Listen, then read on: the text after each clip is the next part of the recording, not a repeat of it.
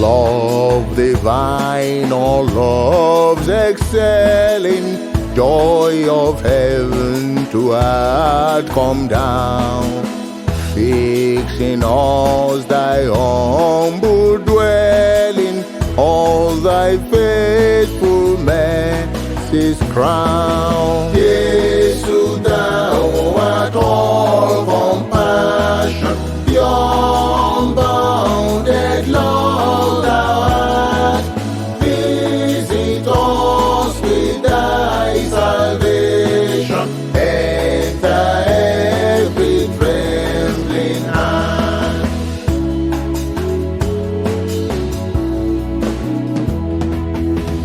Ìfẹ́ ọ̀run aláìlẹ́gbẹ́ ayọ̀ ọ̀run sọ̀kalẹ̀, fi ọkàn wa ṣe ibùgbé rẹ̀, ṣe àṣetán àánú rẹ̀. Jésù ìwọ kún fún yọ́nú, ìfẹ́ àìlópin ni ọ́.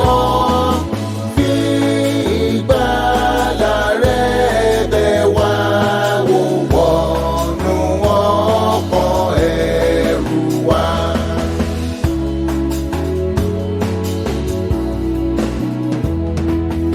Come, Almighty, to deliver. Let us all thy grace receive. Suddenly return and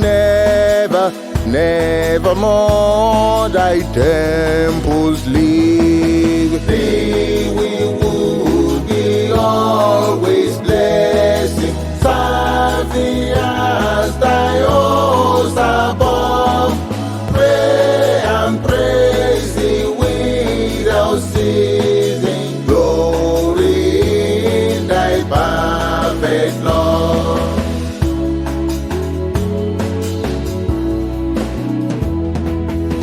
Wá alágbára tí ń gbani, fún wa lóore ọ̀fẹ́ rẹ̀. Padà lọ́gán máa sì ṣe fi tẹ́ḿpìlì rẹ̀ sílẹ̀ mọ́. Ìwọ la ó máa bùkún títí, a ó máa sìn ọ́ bí tọ̀run, a ó máa yìn ọ́ ní àìsinmi, a ó máa ṣògbónú fẹ́rẹ́.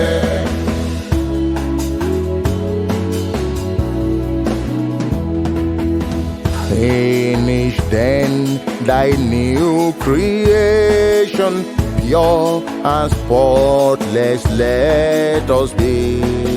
Let us see thy great salvation, perfectly restored in thee. Change from glory to glory. Oh yes. Still in heaven take our place, till we cast our crowns before thee, lost in wonder, love and praise.